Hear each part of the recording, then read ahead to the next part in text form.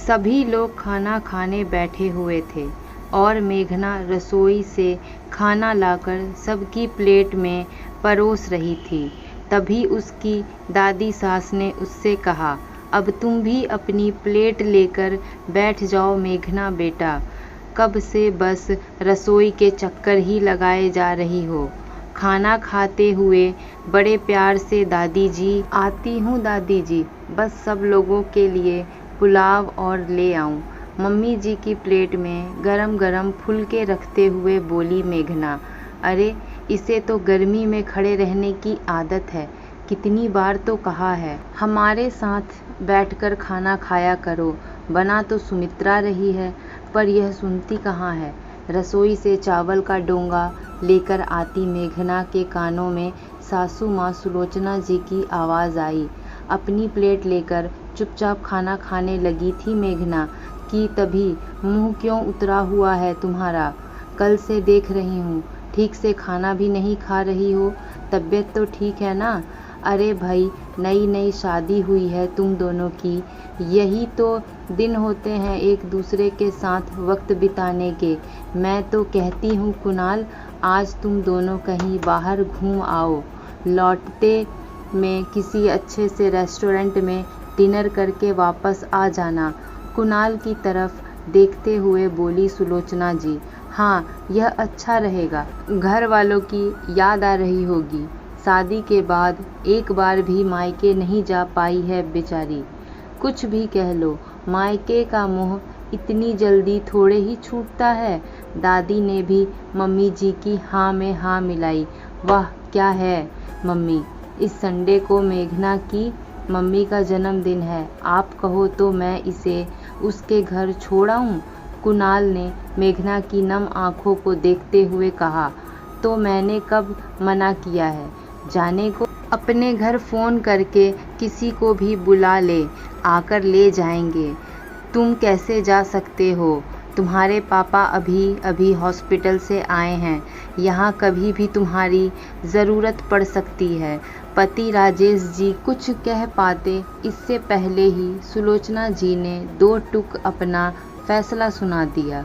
Mummy जी बिल्कुल ठीक कह रही हैं, यहाँ आपकी बहुत ज़रूरत है।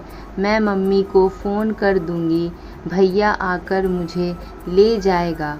और वैसे भी पापा जी अभी पूरी तरह ठीक नहीं हैं, ऑफिस की सारी जिम्मेदारी भी तो है आपके ऊपर ही है। मेघना को मम्मी जी से ऐसे ही जवाब की उम्मीद थी, इसीलिए वह चुप थी। 3 महीने होने वाले हैं उसके और कुणाल की शादी को। शादी के कुछ दिन बाद ही पापा जी का एक्सीडेंट हो जाने की वजह से उन्हें अपना हनीमून कैंसिल कर वापस घर लौटना पड़ा था। पापा जी अभी हॉस्पिटल में ही थे कि दादी जी को ऐसा सदमा लगा कि उन्हें हार्ट अटैक आ गया।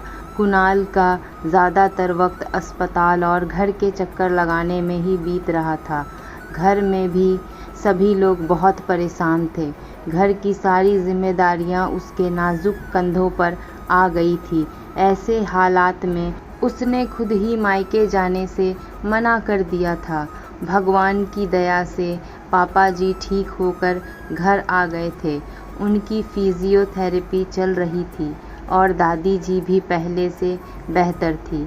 ऐसा नहीं था कि ससुराल में उसे कोई परेशानी थी, सभी लोग अच्छे थे। कुणाल उसका बहुत ख्याल रखते थे। दादी जी तो हर छोटी से बड़ी बात के लिए उसे आवाज़ लगाती थी, चाहे पुराने ज़माने के किस्से सुनाने हो या अपने मोबाइल में कुछ समझ ना आ रहा हो। पापा जी की आंखों में भी अपने लिए प्यार और तारीफ़ के भाव अक्सर देखती थी।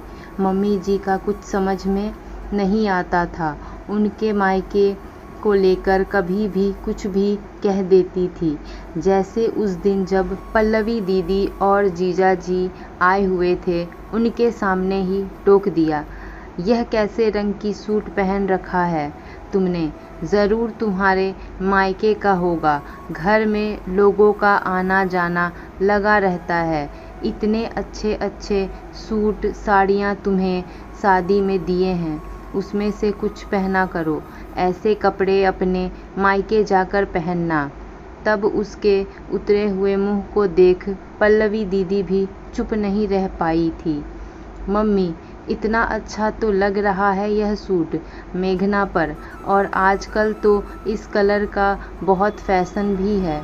फिर उसने अंदर जाकर सूट बदल लिया था। उसके मायके के सारे कपड़े सूटकेस में बंद कर रख लिए और अब वह ज़्यादातर यहाँ के कपड़े ही पहनती थी।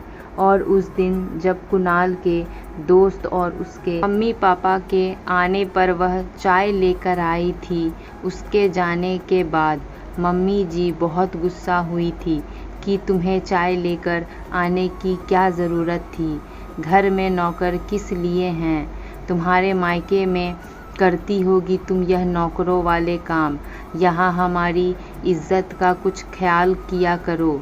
पापा जी भी समझते रह गए कि इसमें ऐसा क्या कर दिया उसने, पर मम्मी जी कहाँ शांत होने वाली थी। कभी मेहमानों के सामने यह वाले कप क्यों निकालती हो, तो कभी यह वाली बेडशीट क्यों बिछा दी, यह तो मैंने काम वाली को देने के लिए रखी थी, नौकरों से ज़्यादा क्यों बात कर रही हो, धीरे धीरे तुम्हें आदत पड़ जाएगी, तुम्हारे मायके में नौकर नहीं है ना। मम्मी जी की हर बात घूम फिर कर उनके मायके पर ही ख़त्म होती थी। इतने दिनों में वह मम्मी जी का स्वभाव अच्छी तरह जान गई थी, इसीलिए उसके सामने डरी सहमी सी रहती थी। क्या पता कब कौन सी गलती हो जाए और मम्मी जी चार बातें सुना दे।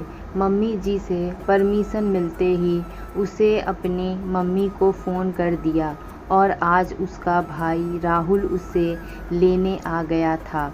अगले दिन सुबह मायके जाने के ख्याल से ही बहुत खुश थी। मम्मी पापा के चेहरे आँखों के सामने घूम रहे थे।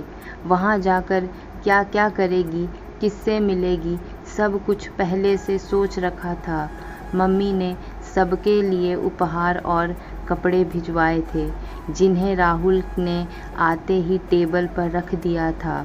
यह सब लाने की क्या ज़रूरत थी, मैं तो ऐसी साड़ी पहनती नहीं हूँ, और यह मिठाइयाँ भी यहाँ कौन खाने वाला है, बेकार, सब नौकरों में बांटनी पड़ेगी। सामान को देखते हुए बोली मम्मी जी। अच्छा हुआ राहुल दादी के कमरे में उनसे मिलने गया हुआ था, नहीं तो उसे कितना बुरा लगता। यह तुम्हारे घर वालों के लिए तोहफे हैं, याद से रख लेना। और हाँ, कल जाने की सारी तैयारियां कर ली है ना कि नहीं? मैंने तुम्हारे लिए कुछ नई साड़ियां मंगवाई हैं, वह और अपने गहने भी रख लेना। तुम्हारे घर वालों को भी तो पता चले कि उनकी बेटी कितनी खुश है ससुराल में। मेरे घर वाले मेरा चेहरा देखकर ही समझ जाएंगे कि मैं कितनी खुश हूँ। उन्हें मेरे गहने कपड़ों से क्या मतलब। वैसे भी तैयारियाँ क्या करनी है मम्मी जी, मेरे मायके के सारे कपड़े सूटकेस में रखे हैं, वही रख लूँगी। यहाँ मैं आपकी बहू हूँ, आपको जो अच्छा लगता है वह पहनती हूँ। वहाँ मैं अपने मम्मी पापा की बेटी हूँ, उनकी खुशी का ख्याल रखना भी मेरा फ़र्ज़ है। वहाँ अपने मायके के कपड़े पहन लूँगी, जो बड़े चाव से उन्होंने मेरे लिए बनवाए थे, जिन्हें मैं यहाँ तो पहन नहीं सकती। आपने जो साड़ियाँ मंगवाई हैं उन्हें ले जाकर क्या करूँगी? थोड़े दिन के लिए तो जा रही हूँ, रहना तो मुझे यहीं है, यहीं पर पहना करूँगी। और हाँ मम्मी जी, इतने महंगे तोहफे मेरे घर वालों को मत दीजिए, क्योंकि वह आपकी बराबरी नहीं कर सकते। वह अपनी हैसियत से बढ़कर भी आपको दे देंगे, फिर भी आपको पसंद नहीं आएंगे, और हर बार बेटी के ससुराल से लेने में भी उनके आत्मसम्मान को ठेस पहुंचेगी। मेघना बिल्कुल ठीक कह रही है। क्या फ़ायदा ऐसी फालतू की रस्मों का, जिसमें दोनों तरफ से लोगों को परेशानी हो। पीछे से पापा जी की आवाज़ आई, जो अपनी वॉक ख़त्म करके कुणाल के साथ वापस आए थे। जो ले जाना चाहो ले जाओ, सब कुछ तुम्हारा ही है। मैं तो इसीलिए कह रही थी कि कहीं तुम्हारे घर वालों को यह न लगे कि तुम्हारे ससुराल वालों ने कुछ नहीं दिया। उठाकर अपने कमरे की तरफ जाती हुई बोली। मम्मी जी, हमेशा चुपचाप सब कुछ सुनने वाली मेघना से शायद उन्हें ऐसे जवाब की उम्मीद नहीं थी। मेघना ने शालीनता के दायरे में रहकर अपने दिल की बात आखिर मम्मी जी को बता ही दी थी कि अपने मायके का अपमान वह और ज़्यादा बर्दाश्त नहीं कर सकती, क्योंकि मायके और ससुराल दोनों जगह का सम्मान बनाए रखना एक लड़की की जिम्मेदारी होती है।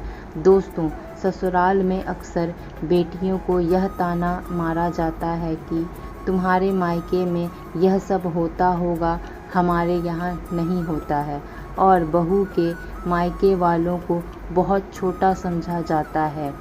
उनके मायके से आए हुए तोहफ़ों को अनादर किया जाता है, पर ससुराल वाले यह भूल जाते हैं कि इन सब बातों का उनके बहू पर क्या असर पड़ेगा, और इसका परिणाम यह होता है कि बहुएं भी अपने ससुराल वालों का सम्मान करना छोड़ देती हैं और उन्हें पलटकर जवाब देना शुरू कर देती हैं, क्योंकि अगर वह ऐसा नहीं करेगी तो ऐसा व्यवहार उसके साथ हर दिन किया जाएगा।